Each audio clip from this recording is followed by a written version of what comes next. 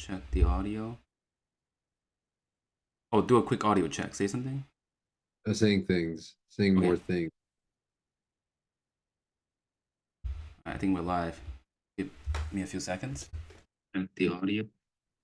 Yep, we're live. All right. Hello, everyone. Welcome to today's episode of Quadcast. I am Tim, your host. And I'm Sahil. Welcome, everybody to a brand new exciting episode of Corecast.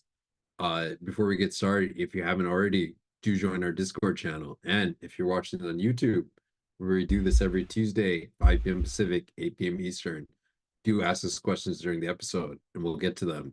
So without further ado, Tim, let's get to it. So we've discussed over a number of episodes about symmetry and starting with symmetry 101 and then talking about how symmetry appears in physics and talking about how to think of physics from a symmetry first standpoint and how you form theories with that, then supersymmetry and other things. So for viewers who are just seeing this episode for the first time and are interested in more details, do check out our past episodes on that. We go to the weeds on that, and so those are some resources to check out. So in this episode, Tim, I wanted us to discuss about like, are these symmetries truly fundamental? And what I mean by that is and we'll go into in terms of them being are they emergent? So before we go into that, I just want to kind of lay the groundwork of this and then turn it over to you. So in a lot of science, like biology, chemistry, even social science, they're all emergent. They're all sort of describing this emergent phenomenon. This collection of particles come together and forms creatures such as us, or like cells and other types of things. And those are what I know as emergent phenomenon. And we've taught in the constant for physics, we've talked about things like space-time being emergent. And for viewers, also check out that previous episode where we dig into that. So if such things are emergent, could you say that symmetries can also be emergent? So I mentioned a lot of things out there, so I'll turn to you and unpack that however you want to. Yeah.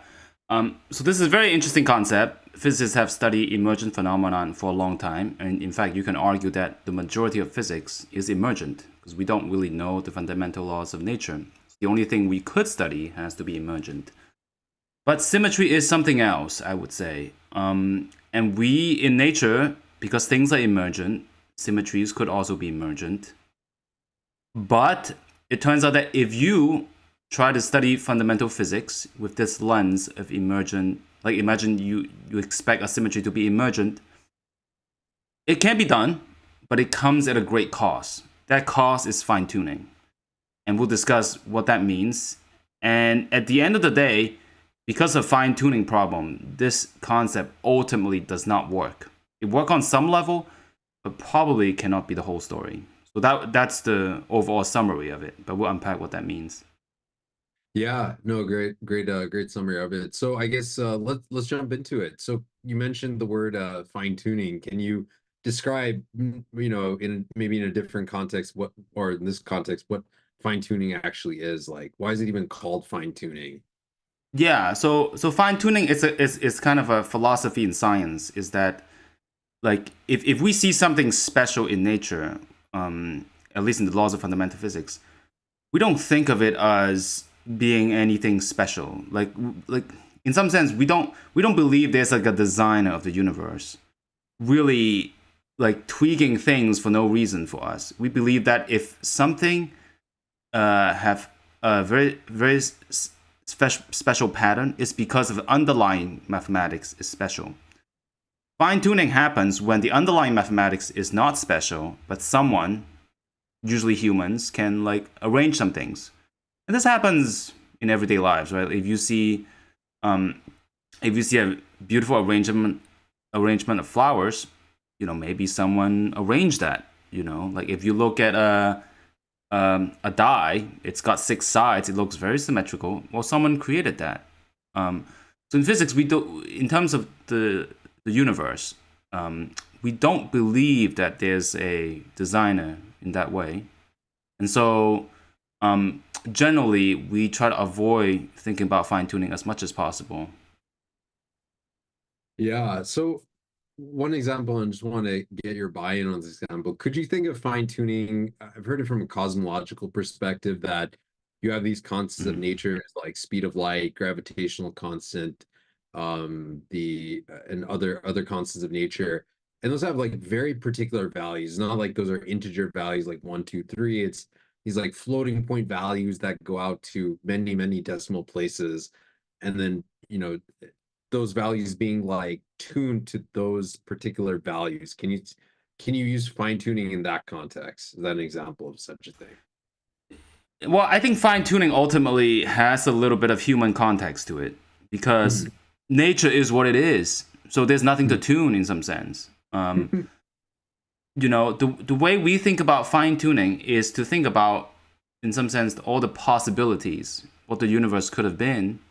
Mhm. And from that lens, we can talk about fine tuning. Um, sure, the values of a universe could be whatever it is. Like the Earth has a size, right? But we don't believe it's fine tuned because the Earth could have been a little bigger. We would have been Mhm. fine, right? If the number of hours in a day is not 24, it's 25, it wouldn't have mattered very much, right? So these values, we would call them happenstance, but there's no fine tuning involved. Fine tuning happens when a particular fact requires a number to be a very particular value for no other reason than it has to be that value. Like for example, if the radius of the Earth, let's say, has to be 6,000 kilometers sharp, or else the Earth would explode. Let's say Mhm. that's fine tuning, right? Like why is that the case? You know, Mhm. I mean, I can't imagine like a universe in which that happens, right? Yeah. Unless some aliens decide that, hey, look, guess what? We would explore any planets that doesn't have that exact diameter, right? Like that would be some external force. Then the aliens have fine tuned, size of the planets. Um, yeah, Yeah. No, that makes sense. So for very particular values. So can you we've thrown on the word emergence, and I've described it at the beginning of this episode relating to other fields of science. But can you give like an explanation of what that means in physics? Like how do physicists think of the word emergence? yeah. In fact, emergence is very common. Like the objects we see, the Mhm. tables, I don't know, weather, leaves, trees, flowers, whatever, humans. These are all emergent phenomenon, meaning that, I mean, in some sense, a buzzword. But what it means is that the result of this is the collection of many different things combining together. And if you just look at the individual laws of physics or the particles, you would have guessed a human could arise out of that, right? Um, so emergent phenomena is a generic term that says, hey, if you have very complicated physical laws and you throw them all in a big massive pot and you cook it up over the age of the universe, you get something that comes out that's kind of very unexpected phenomenon that comes out that looks very different. I think that's kind of the generic definition of emergence. There isn't like a firm definition though. I see. I mean, do the things have to be complicated that you throw in, or could they be relatively simple and you get emergence, kind of like a flock of birds, to a certain degree? There's, Yeah, yeah, but I think generally there's got to be some level of complexity. If a system is too simple, let's say a pendulum, if it's too simple, it goes back and forth, back and forth, back and forth. Nothing interesting will ever happen. But if you have ever seen the videos of a double pendulum, you just add another joint to the pendulum. Well, crazy things happen now. Um, so mhm, so like super duper simple systems, yeah, you're not gonna get emergence. But mhm, it's not hard to get enough complexity. Just have enough particles in a box, mhm. and very interesting phenomenon could rise up.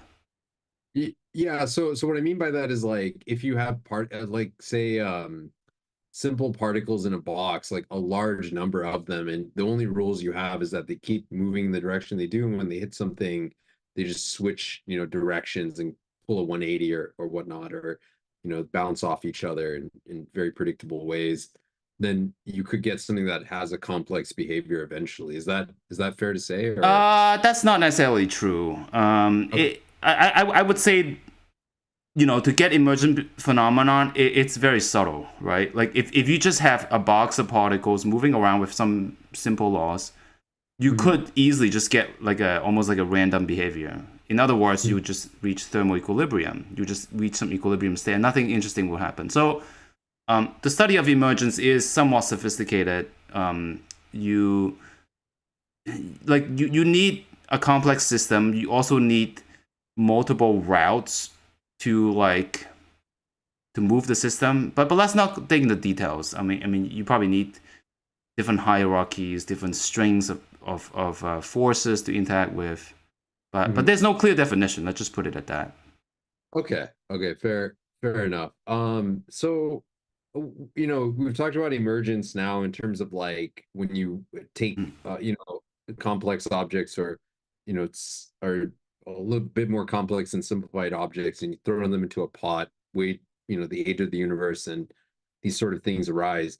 But how does that tie to like fundamental physics? Because they seem to be opposites of each other, at least from what the way you've described them. So what is the relationship between emergence and fundamental physics? Yeah, I would say the relation to fundamental physics is that of speculation, because people have studied material science for a while, and what they notice is that like we know what materials are made of, like generally like hunks of metal, right?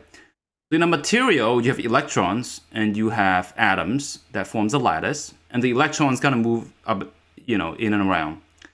What physicists notice is that the properties of those electrons in a lattice, they kind of get modified, right? And they realize that, for example, the charge of the electron can get modified effectively. The mass of the electron could get modified. What happens is that because the electron has a charge, it can interact with the lattice structure or interact with other electrons. And you get these like collective phenomena, like the entire material can move around in a fashion that gives rise to different properties of electrons. And now, of course, in a material, we know what the material is made out of, right? So we know what these properties are not fun. These properties of these, interesting electrons, let's say, we call them like quasi-particles. These quasi-electrons, they are very interesting, but we know where they come from. Now, if you extrapolate, well, guess what? We see particles in our world. Could those particles be in some kind of lattice, metaphorically speaking? Like, could we be, I don't know, in like a matrix of some kind of, metaphorically speaking, in some matrix world where the properties we see might not be what they are. They're just kind of dressed up in some ways. Now from this speculation, now people then start thinking, hey, look, maybe the universe is emergent in that way. And that's where fundamental physics comes in. So what you're saying is like maybe you could think of us in like a figurative lattice. I don't know if I want to say figurative, but some kind of material itself that, non-obvious material, and that you get these particles that we see that with certain properties that arise from being in that type of environment. Is that what you're trying to say? Yeah, I mean, it's a very enticing idea, right? Like, because we see material, we can say, hey, maybe the universe is kind of a material. It's very enticing. I mean, that's generally the idea. Yeah, I buy that. I mean, I would subscribe to that. But it doesn't work. I mean, I know it's a great idea. It does not work. And the crux is symmetries. The symmetries don't work out. That's really is the crux. Oh, so symmetries don't work out in this this analogy, like we're in a material essentially. Can you explain that? Like why? What happened? Yeah, so first of all, we had to describe this idea of emergent symmetries in the material world, right? So in materials, sometimes we see symmetries all the time. Yeah. Like for example, if you take a piece of salt, the salt is a cubic lattice, meaning that up, down, left, right, front, back, they all look the same. It's a piece of salt, right? And if you zoom out, imagine you are able to swim in a solid piece of salt, right? If you zoom out, you see that it all look kind of the same. Very salty, but okay. All look kind of the same. So you can argue that salt has this emergent symmetry that if you zoom out, salt kind of looks the same in all directions, even though fundamentally salt only looks the same up, down, left, right, front, back, because it's a cube. Salt is a stack of Yeah. cubes together. Yeah. Mhm. You can argue that there's an emergent symmetry. So you can say, hey, look, dude, maybe the universe is like that. I swim up, down, left, right, front, back. They look all the same, or slightly diagonal left, slightly diagonal right. They all look the same. Or maybe there's some lattice of space time I can claw around with, right? Um, but this, it turns out that this analogy of salt is very approximate. Like the moment you shine an X-ray into a salt, or you hack at it, you just take an axe, just hack at the salt. You see that it cleaves in certain directions way more easily than others. You can try it, right, at home. So Yeah. that illusion of an emergent symmetry is broken. So it's very tenuous. This emergent symmetry is very, very tenuous. It's just maybe like a loose connection. But in our universe, the symmetry is not tenuous at all. We've tested the relationship between space and time in Einstein's theory. They're like 10 to the negative 10 or something ridiculous. So like, it's just not comparable of a situation. Like if universe is a piece of salt, where's the lattice? We should have seen it. Ah, I see. So what you're saying is if the universe was like like salt, like this lattice, and we were to examine like length scales that were shorter, we would have seen the symmetry of say space and time break, or what is it that you're trying to say? Yeah, I mean, roughly speaking, like if you're swimming in this piece of salt, we can have enough energy to shoot a laser at the salt, and we see that it cleaves in different directions differently. Uh-huh. So if universe is a piece of salt, we would have seen it because we have enough energy to slice the salt apart, right? So chances are, if the universe is kind of like a piece of salt, we would have had enough energy to slice it apart to see the internal structure of it. But Uh-huh. we haven't been able to, you know? Hmm. I see. I see. So one question that I have now is so every theory of physics can be described by, a set of parameters, and you have basically like different theories that explain different parts of the universe with different parameters. And so I'm wondering like, are all those emergent, or you mentioned something about like space of theories while we were, in discussion for this episode. Can you touch upon that and how it relates to this?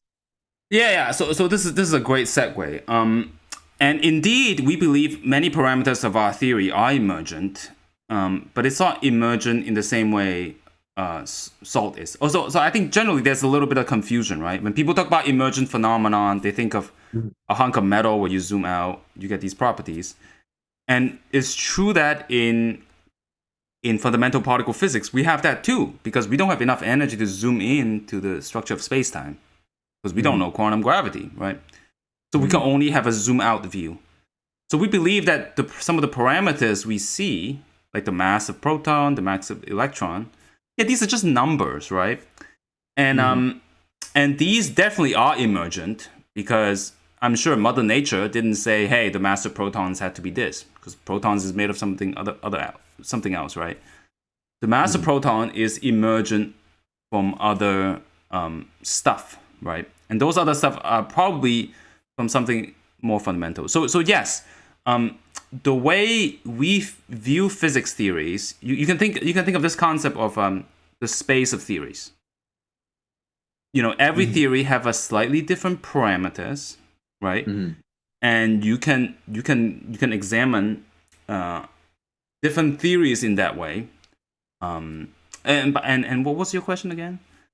I guess like how does space of theory, so you've described Mhm. space of theories. So what I was saying is that you mentioned the very beginning of this episode that all of physics essentially deals with studying emergent phenomenon, because we don't have like a true fundamental theory, so Mhm. every is an approximation. So now we've described, so every theory you have has these parameters. As you were mentioning, these parameters Mhm. are derived from emergent phenomenon.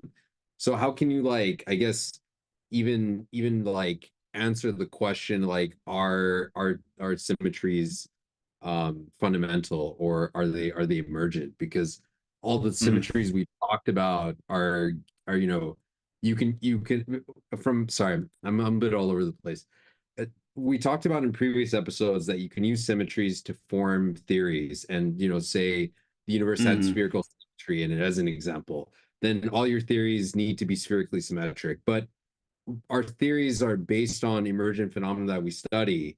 So how can you relate this? How can you answer the question, are these fundamental if all you can see is emergent phenomenon? Right. Yeah. That's a great question. Yeah. And in some sense, it is somewhat confusing, and it also almost seems like circular logic, right? Because the only thing we have is emergent. Like, how can we study anything? And actually, this is where symmetry becomes even more important. Uh, Hmm.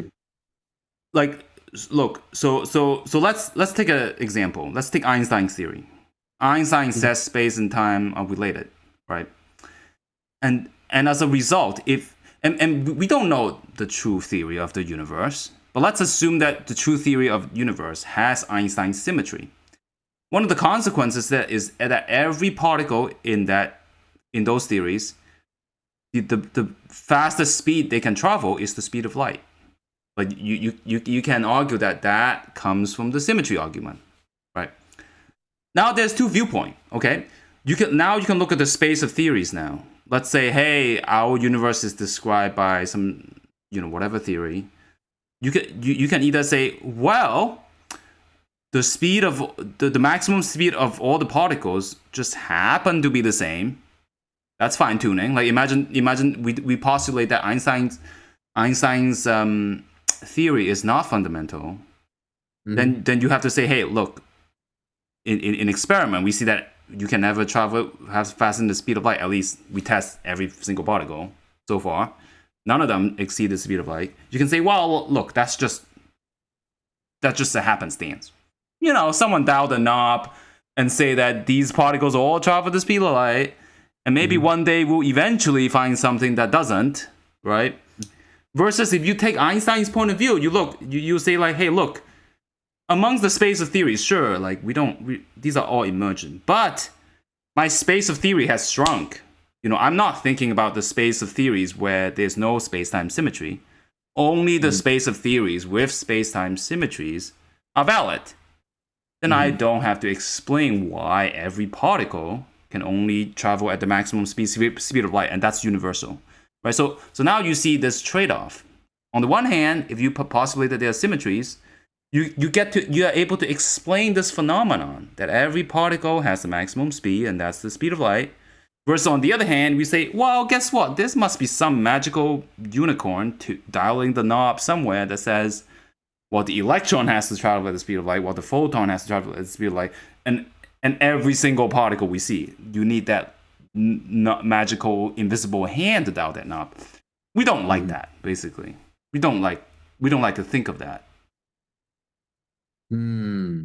So what you're saying is like the two ways of thinking about it. One is that you can have the case where you say, okay, I'm going to just say like somebody, God, nature, whatever you want to call it, has like fine-tuned this cosmic speed limit.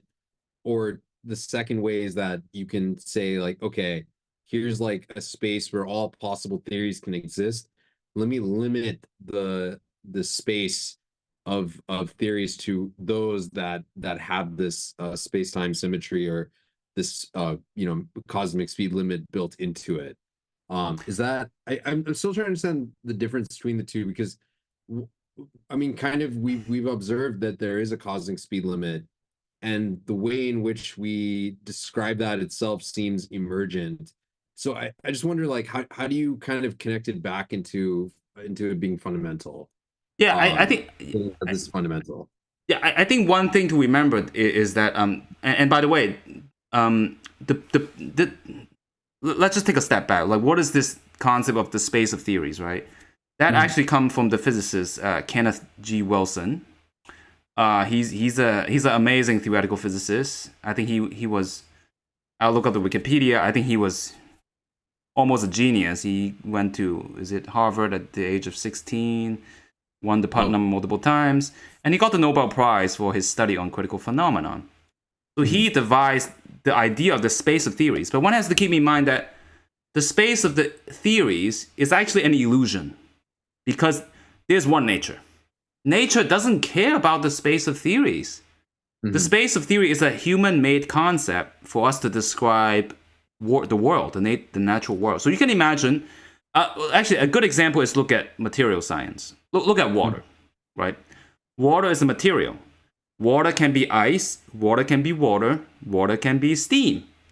It's the same stuff. It's H2O, you know? But we have different theories to describe them. We have the theory of ice, you know, it's a lot of structure. We have the theory of water, you know, sound waves, ocean waves. And with the theory of air molecules, you know, like chemistry, whatever, air. So you can argue that in the space of theories, we have multiple theories describing the same thing. And the theories are not always valid at the same time. But like the space of theory is a lot bigger than the actual nature itself. You see what I mean? Now, yeah, so basically, now let's get back to the situation of Einstein, right? You know, if you don't like the space-time symmetry, you say, oh, every particle has a knob that someone dialed to the speed of light. My space of possible theory is very, very large. You know, and this is artificial. Remember, the space of theories, nature doesn't care. You know, nature doesn't care how large. You know, nature doesn't care about space of theories. Space of theory is in our head. So ideally, if we want to hone in on the fundamental laws of physics, we gotta shrink the space of theory, because really there should be one theory, right? So using symmetries, we shrink the space of theories a little bit. We kind of narrow our focus and get more physics, basically. Yeah, no, that makes sense. So coming back to something that you mentioned earlier, you talked about emergent symmetries and fine tuning. Can you explain, you know, what that is, like the connection between those two things, and maybe give an example of that? Yeah, I know this might be very abstract, but because this emergent idea comes from material science and condensed matter physics, you can see it by looking at an example. So for instance, a lot of emergent phenomenon where order kind of appear out of chaos is like convection cells, for example, where you heat up some water, you get these convection cells. It seems to have some symmetrical patterns. Or you look at I don't know, water freeze into ice cubes, and snowflakes has beautiful symmetries, right? So more specifically, well, actually, one good example is water, right? Water as a material turns out to have a very interesting. There's a phase diagram: liquid, ice, and gas. Actually, that's common in many different liquids, like alcohol, oil, whatever. Actually, I don't know about oil, but you know, like helium, for example. It turns out that there you can dial the knob to create very enhanced symmetry in water, right? And this is called the triple critical point. It's about 0 degrees, but very low atmospheric pressure. So you can dial. You can in the lab. You can study this. You can find YouTube videos of it. You can dial the temperature and pressure just right. And at the triple critical point, it's very interesting because water seems to can't make up of its mind. It wants to be gas, it wants to be liquid, and it wants to be water at the same time. Basically, that's why it's called the triple critical point. So it can't decide. Ice. Yeah, sorry. Yeah, ice. Yeah. So water can't seem to decide. So basically, water as a substance is trying to boil, trying to freeze, trying to sublimate, and trying to melt all at the same time, right? When that happens, it turns out there's an extra symmetry, and this is called conformal invariance. It means that you create fractal-like structures. You know, imagine if you're in an experiment, you have a huge pot of this supercritical water. You get a fractal mix of like water bubbles, ice crystals, and what is it, gas at the same time, and they're all percolating with one another. You zoom in out, it looks like a fractal. I mean, it's pretty amazing. So you get this like enhanced symmetry. So that's one example of emergent symmetry. Can you quickly describe what a fractal is, just for audience members that may not be familiar with that? Yeah, a fractal is a structure that when you zoom in and out, it kind of looks roughly the same. And some Mhm. good example in nature, I guess, is like, I don't know, there's those like fancy broccoli with a spiral pattern. If you kind of zoom in and zoom out a little bit, they kind of look the same. Mhm. But it's not exact, right? Of course, if you zoom out very far, you see a broccoli field. If you zoom in very small, you see like molecules. So kind of like that, if water at the critical point, you zoom in and out, you see like bubbles of different varying sizes, kind of percolating ice, water, and gas all at the same time. So you get this enhanced symmetry. So just to, sorry, last thing on the fractal thing, just to kind of tie it all together. In this example where water is in these three different states and can't make up its mind, if you had this like very large, I don't know, large sample of water, and you were to zoom in to any part or zoom out to different parts, they would look relatively the same. Is that fair to say? The Yeah, fractal like nature. exactly. Statistically, they will look more or less the Yeah. same. Yeah. Of course, one has to remember that, like this is an emergent symmetry, so Mhm. it's a little fragile. Like if your temperature goes up a little too much, the whole thing is going to turn to gas. If you turn a little too cold, or the pressure, whatever, the whole thing is Mhm. going to turn to ice, or like turn to water, depending on how you dial it, right? So it's kind of very fragile. And also the symmetry, because it's not fundamental, if you Mhm. zoom in too much, you're gonna see the water molecules, and there's no symmetry, none of that conformal invariance, the fractal-like structure. The fractal-like structure is emergent in that only if you have an infinite puddle of it and you keep zooming out. Of Mhm. course, you can't have that either, because remember, you can't have a universe filled with water. That just that just can't happen. It'll probably collapse in some ways, right? So there's a limit of this emergent symmetry. You can't zoom in too far, and you can't zoom out too far.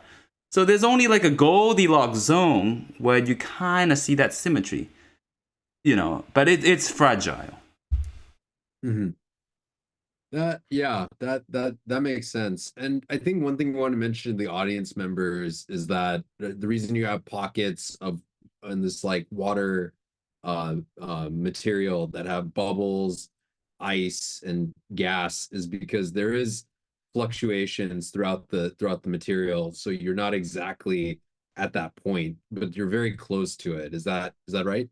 Yeah, exactly. So yeah, like bubbles of air, maybe that cools down a little bit. That will be slightly away from the critical point. So you're never exactly there, you know. Got it. Yeah, so that makes sense. So I guess coming back to this, so the fine-tuning piece that you're talking about is the fact that because this is at a very specific point at pressure and temperature, you get this, and anytime you deviate a little bit, you'll lose that extra symmetry that came in by being at a particular point, right? Yeah. Because, like, look, at the critical point, the you can't really use it as an explanation of anything. The symmetry. I mean, sure, there's an enhanced symmetry, but if you imagine you ask the question, well, how come water can't decide between ice, gas, ice, water vapor, and liquid? Well, it's because Mhm. somebody tuned it. Duh. Like if you cool it down a little bit, it wouldn't be there. And Hmm. if you compare that to the universe, that's a terrible explanation. Right? Imagine someone says, well, how come there's a cosmic speed limit?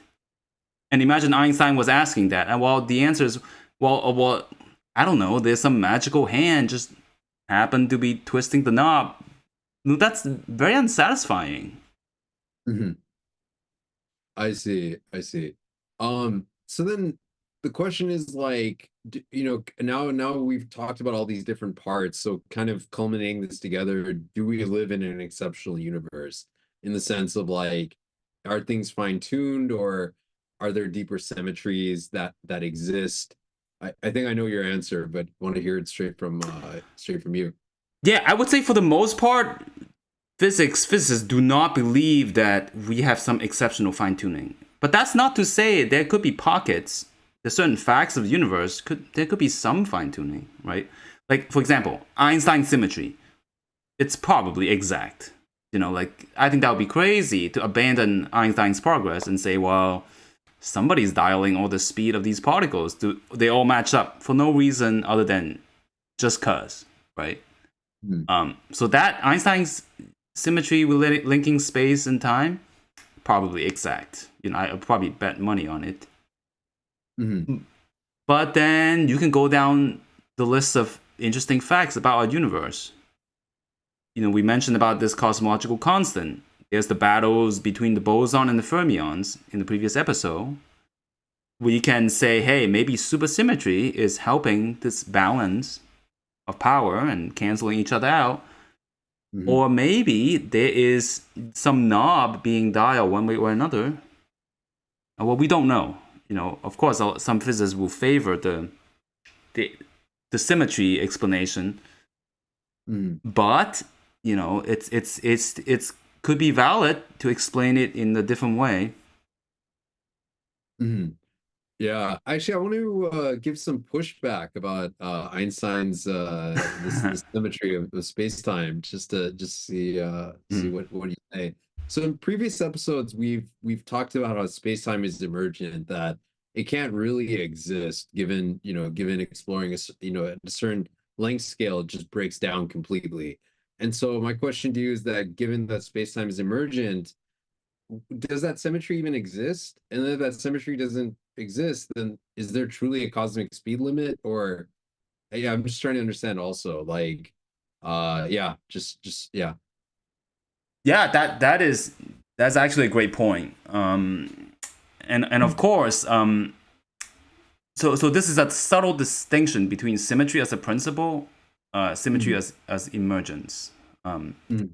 So it's true that we probably believe that space-time is emergent, because space-time, if you add quantum physics to it, space-time probably, there's too much fluctuation to really be a real thing.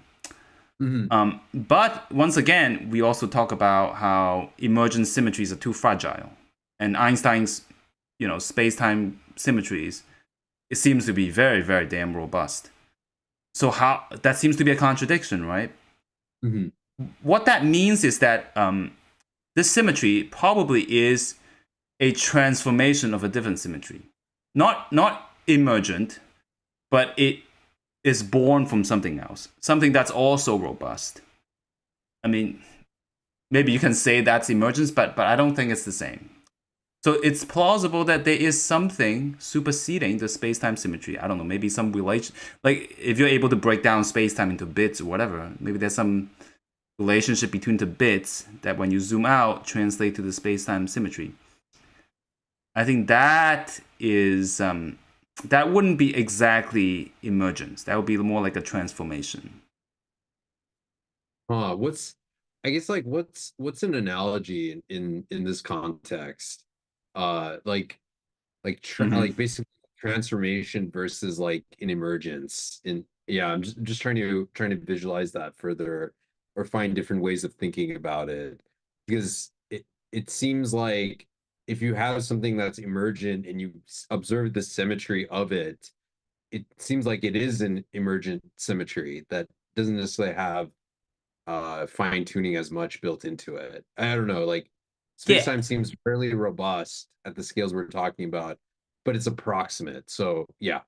Yeah, I mean, of course, at the end of the day, it's just a matter of name, right? If you call that emergence, you can say, well, that's an emergent symmetry, right? So you could change your nomenclature, whatever. But I would say this is a different kind of emergence. It's not the same as the material science one, right? And what I mean is, I guess it's a little bit abstract, right? How to describe this? I would say these are different representations of symmetries. Like, for example, like maybe if you, I don't know if this is a good example. Like, there's up, down, front, back, left, right, right? Yeah. And if we're in the matrix world, there's also up, down, front, back, left, right. But maybe those directions are in the code somewhere. And maybe there's symmetry in the code that emerges into the real world. Maybe that's not the best analogy, right? But like, it's still gotta exist before the emergence happen. One sort of question that I guess that comes to mind is like, do you think that like, I guess if I were to say this very loosely, like the more fundamental object in nature has way more symmetry, and this like symmetry of space-time is like a subset of that symmetry, and it's less symmetric than what you would have otherwise. Because I've noticed like in nature, as you get to larger scales, things seem more asymmetric until you get to such a large scale that like it becomes more symmetric. Is that the case, or just yeah, I Yeah, just want to get that possibility yeah, discussed. absolutely. That has been the trend pretty much everywhere. So Mhm. that's why we expect that to continue. Like space-time symmetry, yeah, probably is part of a bigger puzzle, and that bigger pieces are probably more symmetrical, and it got like broken up into space-time symmetry, to put it loosely. I mean, I can't think of a good analogy because this is very abstract. Versus emergence is that you don't have something, and if you dial the knobs properly, you assemble something, right? It's like you're really like building up a pattern, as opposed to having a pattern that already exists, but it got chiseled and, I don't know, fragmented into other pieces. Yeah. Okay. That I buy. That makes more sense to me. We have an audience question, which is, do any useful realizations emerge from cogitating over symmetry in our universe, or is it just brain food for physicists? So, yeah, question for you. Wait, I'm not sure what is trying to ask. You I mean? guess like I guess maybe in previous I guess maybe touching upon previous episodes, like is thinking about symmetries useful, or is it just I'm interpreting the audience Uh member's question here. Is it just more of like a philosophical musing for physicists? Is it huh. something actually like useful, or is it yeah, is it Oh, just it, academic? Yeah.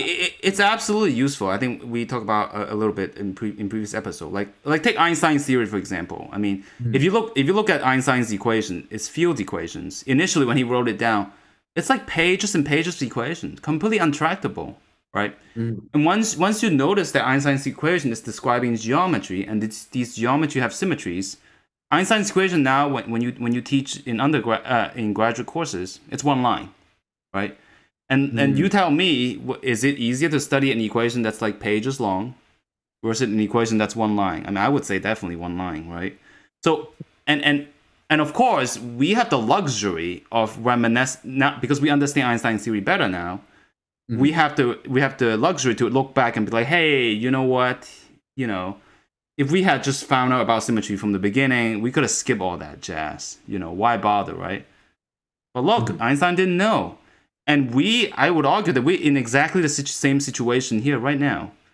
There are physics problems that are so complicated that pages and pages of equation just crazy. You know, I don't know how to make sense of it. There Mhm. probably is some hidden symmetry somewhere that is able to simplify it tremendously. I believe Mhm. in those situations, it is critical. Without symmetry, you might not make any progress at all. And like recently, I in recent years, probably the past 20 years or so, one prime example I come across has to do with this Park-Taylor amplitude. I mean, I think we talked about it in previous episode.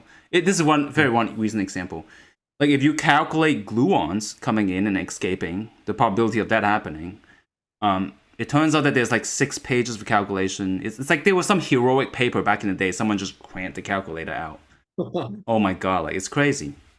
Yeah. It turns out that people study supersymmetric theories, like the maximum amount of supersymmetry, like n equals 4 supersymmetries. But never mind that. They were able to argue the answer out in one line. Now we're able to Wow. so this heroic effort, the Park-Taylor amplitude, is famous. There was like 6 pages of the equation. There's so many cancellations, and the physicists at the end of the day, you know, 5 pages of the equation equals to like one. It's like a fraction. It's got like a numerator and denominator. They're like, holy crap! I did all this work just to have like 99.9% of the terms cancel out. That's insane, right? But we now Yeah. know that because the theory shares some properties with these highly supersymmetric theories. Mhm. We now look back, like, hey, why waste time calculating 5 pages of stuff? Using this symmetry argument, you just write it down. And that kickstarted the program of some of the research program on these n equals 4 supersymmetric theories. So that's another very modern example where symmetry is able to explain stuff, and I can't think of any other way that can be done. So symmetry, practically, is the only way forward in many of the studies. Yeah, we heard it, folks. Symmetry is the future of physics.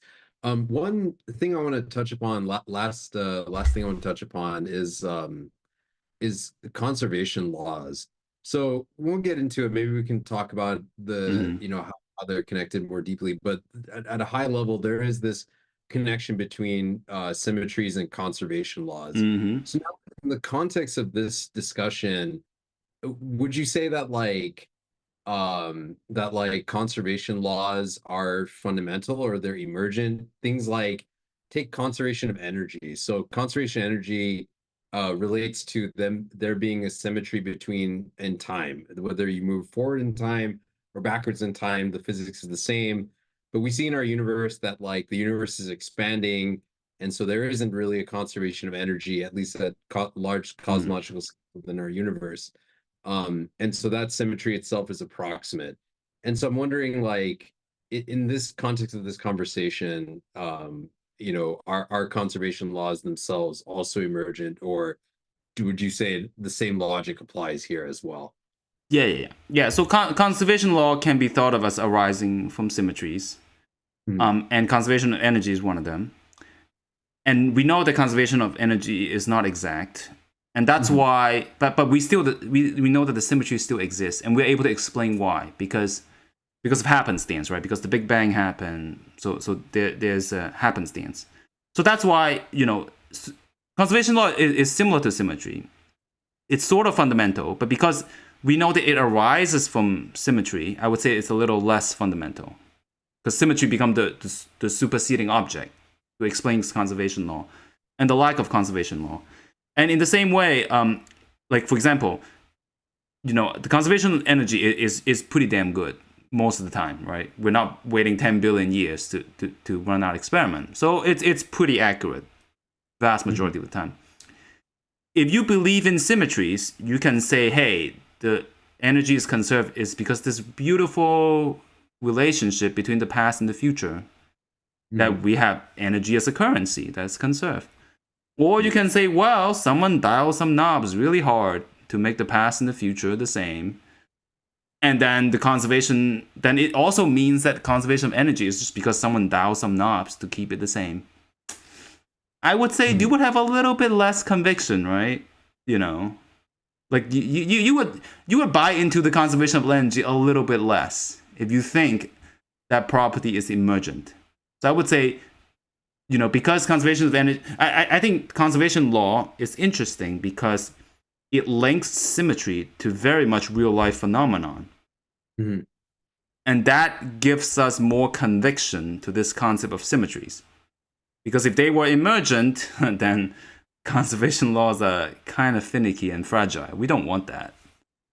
Mhm. Yeah, no, that totally makes sense. So we're almost at time. So I wanted to give you a chance to, in our, ending tradition, to leave the audience with any words of wisdom that symmetry is most likely not emergent, uh the universe have taught you.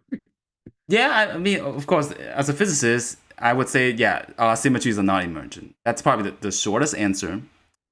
But at the same time, I think some of the lesson is a little bit philosophical. The question really is how much conviction do you have in the laws of physics? If you truly believe it to be beautiful and there's something to it, then you would say, there really is symmetries in the fundamental laws of physics. But I don't know if you're like anarchists in a scientific way, and you maybe you prefer like a fine tuning. Maybe you prefer some knobs to be dialed, and just because of happenstance. I mean, ultimately, in science, there's a little level of belief. I think, right?